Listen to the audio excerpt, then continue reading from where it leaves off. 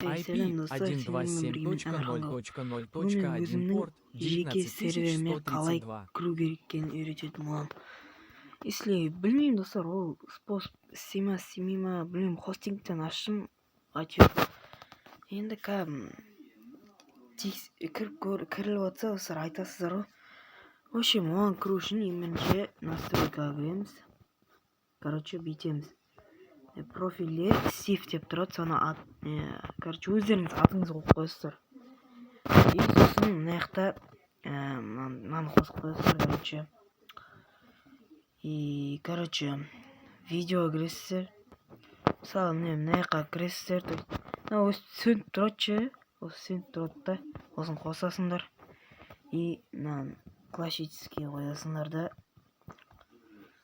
И сосын болды, по идее барлығы дұрыс. Енді бізге басамыз и міне серверге кіріп жатыр. Енді серверге кірдік, бізге регистрация жасау керек. Пароль жазамыз. Осы пароль жазғаннан кейін біз серверге кіргізеді. Пока ход жоқ, мына жақта, то есть статуя деген. Мына жақта креатив 500 теңге, админ 1400 теңге. Мына жақта керек заттар дейді, git start. Тегін набор береді. Пока сервер креатив сияқты көрініп тұр сіздерге. То есть креатив пока сервер. Алда әлі мен оны жауын қылып тастаймын.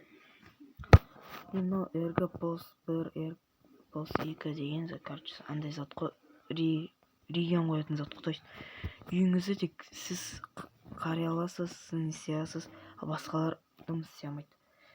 И ақпашы осыны эргопос 1, эргопос 2-ні қойып бағаннан кейін эрго креаты немесе эрго клайм дейсіздер да, атын жазасыздар.